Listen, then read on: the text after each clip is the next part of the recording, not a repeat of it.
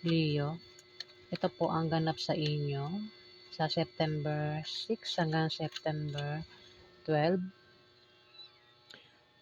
Kung hindi po kayo ang tinutukoy, maaaring ibang Leo po ang tinutukoy sa reading na ito. Simulan na po natin.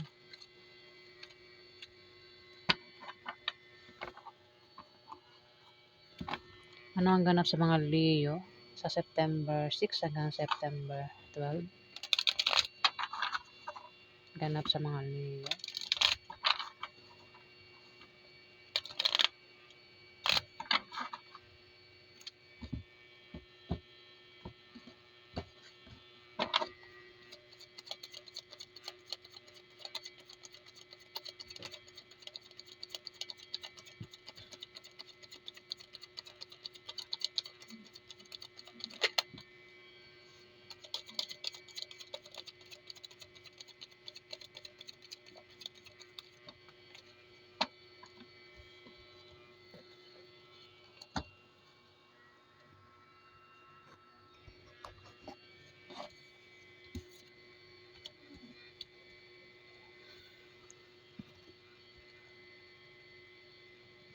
Leo, ang iba sa inyo, kayo daw po ay nakaranas ng may taong nagtaksil sa inyo dito, Leo. Pwedeng meron kayong karelasyon, tapos pinagtaksilan kayo ng karelasyon nyo dito. Maaring may nag-traitor sa inyo dito, o may mga tao ng backstab sa inyo. Ginawan kayo ng hindi maganda, Leo. Maaring sa 1 week na yan, makalis na kayo. Ayan, Leo. Kumbaga, may pagbangon, Kung dati, kayo ay nakadapa kasi maring may mga nag-traitor nga sa inyo. Ayun, sa 1 week na yan, September 6 hanggang September 12, may pagbangon na rito, Leo. Ang iba rin sa inyo, nakaranas ng crisis o pagsubok. Kung kayo naman daw nga ay nakaranas ng kabiguan sa pag-ibig, ayan, maaari maka-move on na kayo, Leo, sa 1 week na yan. Ayan. Kung ano man yung kahirapang pinagdaanan nyo, makakalis na kayo dyan, Leo. 9 of Cups.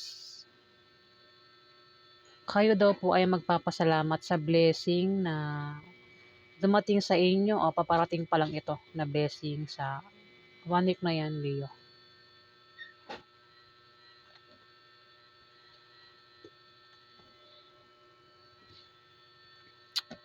O maaaring meron daw kayong pangarap na natupad na o matutupad sa 1 week na yan, Leo. Ayan. At magpapasalamat nga daw kayo. O baka naman kung tataya kayo sa loto, ayan, maaaring manalo kayo, Leo. Maaari din na kayo ay pamanahan ng kamag-anak nyo. Ayan. May paglundag ka rito, sobrang saya mo rito, Leo. Pwede nga, baka ang iba sa inyo nakaranas ng kahirapan sa pera, sa pagsubok, crisis. Kaya naman sa 1 week na yan, ayan, may blessing ang paparating sa inyo, Leo. At sobrang masaya kayo dito, lumundag, parang kung titignan mo sa picture, parang nanalo sa loto, kaya lumundag sa saya.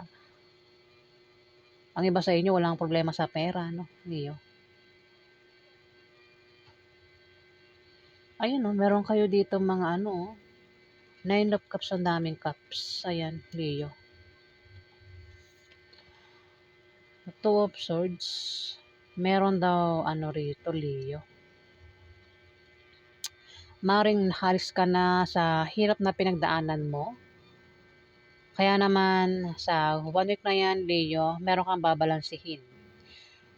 Pwedeng balansihin mo ang bagay-bagay o ang sitwasyon mo. O maring ang kaperahan mo, balansihin mo, Leo.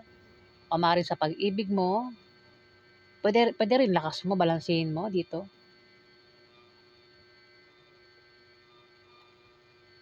Ayan, kung ano man yan na babalansehin mo rito. Kasi mukhang sample kung sa pera naging magastos kayo, Leo, no? Kaya naman sa 1 week na yan, hindi na kayo gaanong magastos dito. Babalansehin nyo na yung kaperahan nyo dito, Leo. Basta meron na kayong babalansehin dito. Kayo lang nakakalam kung ano yung babalansehin nyo rito. Maaari din na may tao rito ang hindi nyo inaasang pwedeng lokohin kayo. Ayan, ingat sa manloloko. At hindi, mukhang hindi nyo makikita yung manloloko dito kasi may piring ang mata nyo rito.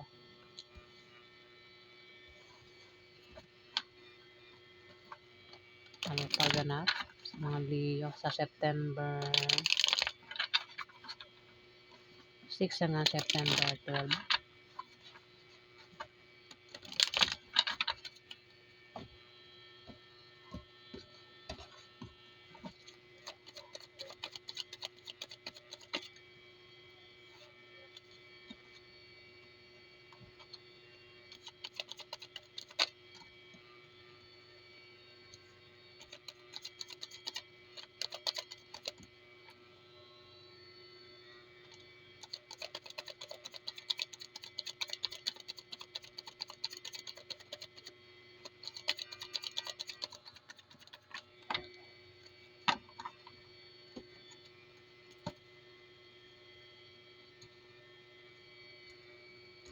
May tao nga atake sa inyo dito, Leo. Mukhang sila, yung atake dito, Leo, yung pag-atake gagawin nila, yung lolokohin ka, no?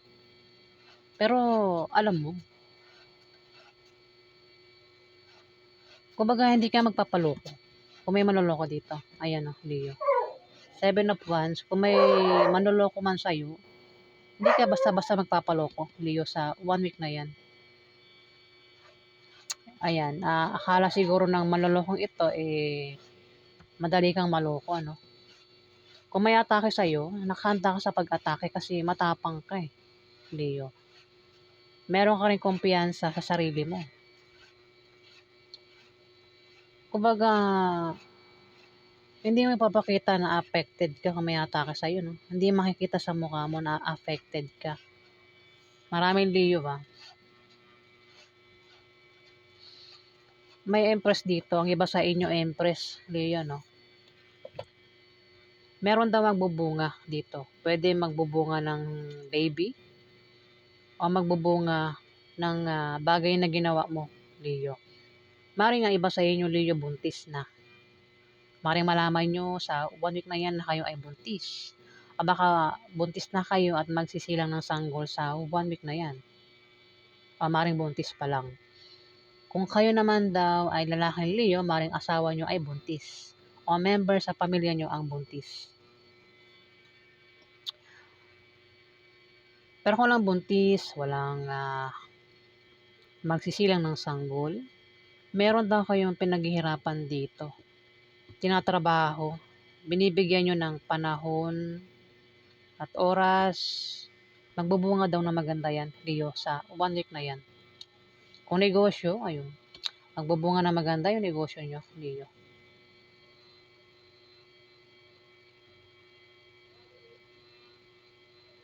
Pwede rin, kasi 7 of Wands, may pag-atake dito. Baka atakihin ang buntis dito, O isang buntis ang umatake sa inyo dito. Ayan. Bahala na kayo makaresonate. Kayo naman makaka-experience niyan sa 1 week na yan 3 of Swords, yun nga, may tao ngang nanakit sa inyo dito, Leo. 3 of Swords, talagang sinaktan ka nito, no? Umiyak ka dito, Ayan, mukhang sinaktan ka, di ka pa rin makamove on sa taong nanakit sa'yo dito, Leo. Pwedeng nanakit sa'yo, member ng pamilya mo o mismong asawa mo, Leo, na ex mo na ngayon. At hindi ka pa rin makamove on. Pero tumapat yung 10 of Swords, mukhang makakalis ka na nga dyan, makakamove on ka na, Leo, sa 1 week na yan. Dito, may 10 of Wands. Meron ka daw dinadalang mabigat na problema. Puwede rin literal na meron kang dinadalang mabigat na bagay sa one week na 'yan na baka lilipat ka ng bahay, Leo, ang iba sa inyo. Dala-dala ang gamit mo. Kung hindi naman meron daw kayong bit-bit na mabigat na problema, Leo, 'yan bigat na bigat ka sa problemang 'yan. Ang iba sa inyo, maraming Leo, Maaaring 'yan, ito, Three of Swords, sumunod, yung taong nanakit sa'yo dito, yun, yung mabigat na pinoproblema mo para sa'yo, Leo. Mukhang 'yan yun, yung hindi ka maka-move on. Pero sabi nga sa one week na 'yan, makaka-move on ka na, Leo.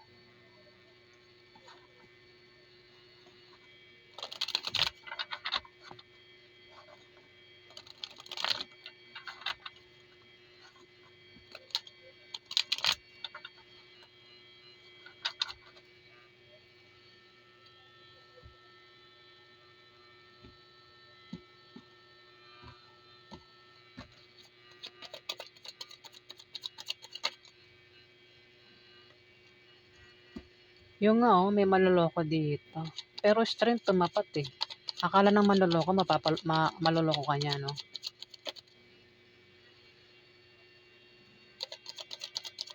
Dalawang tao manloloko dito. Dalawa, Pentacles, dalawa. Leo.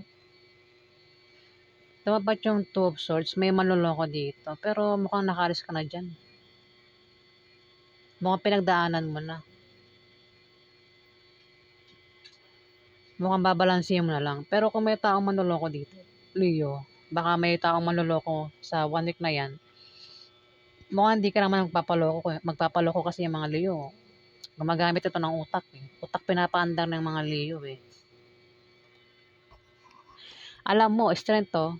Itong manloloko na to, akala niya mahina ka. 'Di ba pag mahina ang tingin sa'yo, ang isip niyan, madali kang maloko, madali kang mauto. Yun lang akala niya. Ayan, strength tumapat, Hindi ka madaling maloko, hindi ka madaling mabola, mauto. Hindi ka mahina, Leo. Maraming Leo, At sa one week na yan, magkakaroon daw kayo ng katatagan. Maring maging matatag ang sitwasyon nyo. Ayan, Leo. At magtatagumpay daw kayo sa anumang suliraning darating sa inyo. Kung meron daw kayong posisyon, huwag nyo lang abusuhin yung posisyon nyo, Leo. Kung meron kayong posisyon.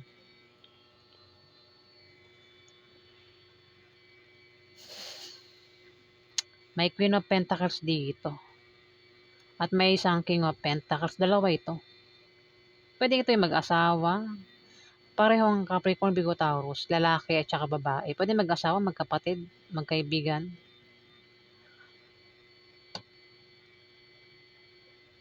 Tumapat yung Queen of Pentacles sa Seven of Wands. Pwede rin na baka siya yung umatake sa'yo o ikaw yung atake sa kanya dito. Pag-atake, pwede nga pag-ataking gagawin nga ay pamemera. Si Queen of Pentacles, pwede rin ito ay sumusuporta ito, Leo. Taga-suporta ito. Lolokohin sa pera para magkapera. Pwedeng lokohin mo ang taong ito, Leo, para magkapera ka. O siya yung manloloko sa'yo para magkapera siya. Pero hindi magtatagumpay yung manlolokong ito. Ayun, strength. At mayroon ditong King of Pentacles. Lalaki naman ito. Capricorn, Virgo, Taurus. Baka mag-asawa ito, Ito naman yung pwede makatulong sa inyo, Leo, kapag nagka-problema kayo sa pera. Empress, tumapat. Magbubunga. Ito. May magbubunga raw rito, Empress, Baka, siguro baka buntis kayo, no? Tapos, ang malapitan nyo rito, itong si King of Pentacles. Leo, o baka meron kayo pinaghihirapan dyan na magbubunga ng maganda.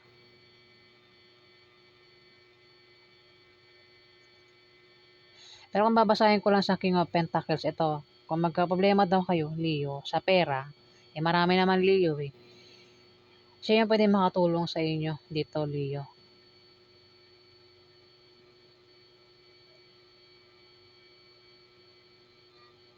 Ayan. Ito, si Queen of Pentacles, ito yung mahilig itong sumuporta eh. Leo eh. Siguro ang iba sa inyo, Leo, suportado sa pera, no? Maring nanay nyo to, ante nyo, boss nyo. Pwede rin, baka boss nyo yan, baka may trabaho kayo, Leo. Maring makatanggap kayo ng pera sa 1 week na yan eh. Puro pera yan, no? Hawak nila. Ayan, pwedeng magkapera ka nga, ano, Leo, sa 1 week na yan. Mukhang sa panloloko eh, no? Pero,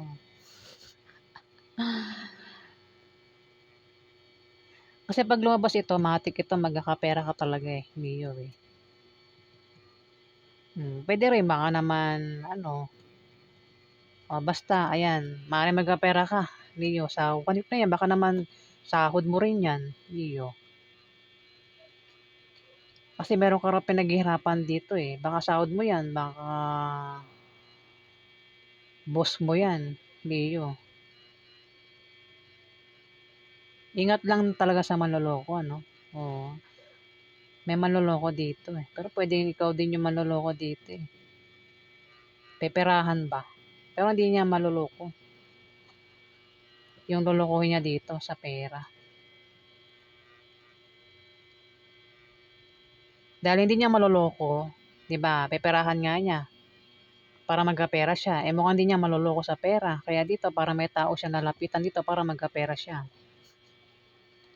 Pwedeng utangan niya ito o hinggan niya ng pera. Ayan, pwede rin baka sa negosyo mo, mayroon ka ba negosyo? Baka ang taong ito, Leo, ay tulungan ka sa pera. Ayan. Basta kasi pag lumabas ito, matik yan may makakatanggap ka ng pera sa 1 week na yan, Leo. Ayan. So, yan ang ganap sa inyo. Kung gusto niyo ang aking reading, magkalimutan mag-like at mag-subscribe. At sa mga subscriber po, maraming salamat po guys. Salamat po.